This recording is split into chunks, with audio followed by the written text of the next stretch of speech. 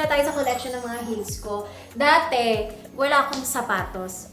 Ngayon, madami na. Kinapromise, totoo talaga to. Bisyo ko, bag. O usually, iisang shoes lang ang gusto kong suotin. Pero kasi yung stylist ko, si Miss Adrian, 8 years ago, sabi niya, Ivana, pag artista ka, kailangan marami kang options ng heels. Collect na ako ng shoes, pero sa pilitan yan. So, yan siya. Ang mga favorite ko lang yung nude.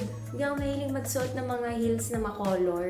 Katulad niyang mga yan, never ko yan nasuot. Ano yung ano dyan? So, ito naman yung mga First rubber luxury shoes. Dati, nung medyo mga 5 years ako, mahilig ako magtakong. Pero ngayon, gusto ko talagang mga rubber shoes lang. So, ito yung favorite ko, yung Loewe On. And then, meron akong brown, pink, black. Pag may favorite ako, kasi bibili ko lahat ng color. Pero yung yung nasa pinakataas, yung aking banig kong bag. Beach, pero ginagamit ko siya pang mga cellphone at pamigay. Tapos ito, yung Loro Piana na pang everyday bag. Ganun na siya. Cute. Ito yung pinakauna kong bag, kaya feeling ko ito din yung pinaka-special. Ito yung Birkin 30 na Malachite. As in first Birkin ko at sobrang proud ako sa kanya. Kaya never ko siya binigay. Kasi mahilig ako mag-let go ng bags, pero never. Nabili ko siya ng mga 10 years ago. First Birkin ko siya. Grabe pala, ang laki nito. Palong-palo siya laki.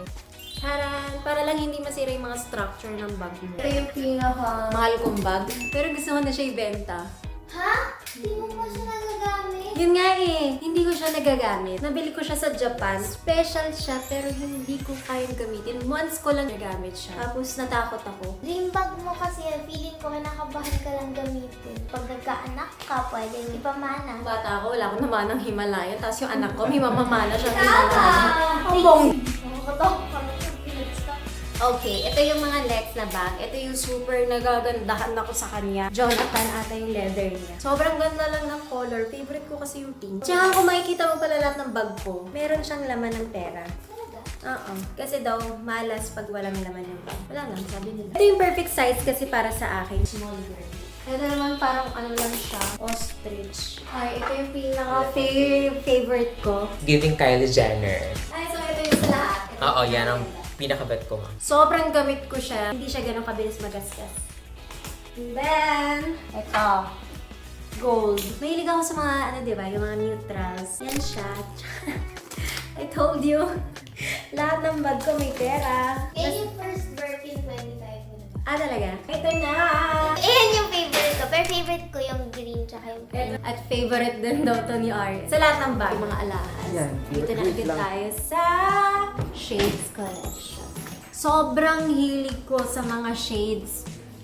Kaya ayoko mag-makeup ng heavy. Ito na yung ginagawa ko. Tsaka may grado na. Mababa lang. Lahat ng shades ko, ito yung mga favorite ko. Meron akong 4 o 3 nito. YSL na cat eye. Super ganda lang siya. Mahirap kasi bilhan yung face ko ng shades. Kasi may... Kaya, lahat kaya bagay sa'yo. Hindi lahat. Yung first shades ko, ito, Dior na green. May mga gift din dyan. Ito, gift. Mga shopper.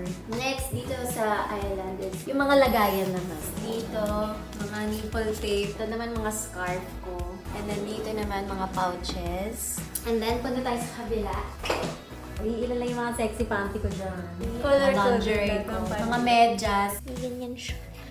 Para di ka madulas pag nagpipilhan. Crocodile. Mahilig kasi ako sa mga medyas. Collection mo din. Hindi! Pero mahilig ako sa mga medyas pag natutulog kasi lamigin yung paa ko. Gusto ko yung malambot na medyas. So ito naman yung mga white dress. Mahilig ako mag-color code ng mga gamit. O lahat yan.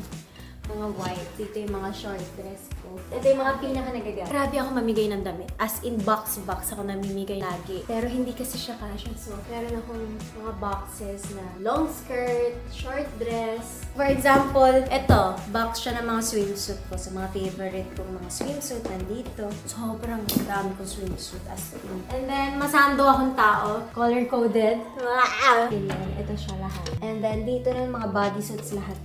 Tapos dito naman, ito mga long sleeve. Isang simpleng video pero nagbigay ito ng mas malalim na koneksyon sa pagitan ni Ivana at viewers.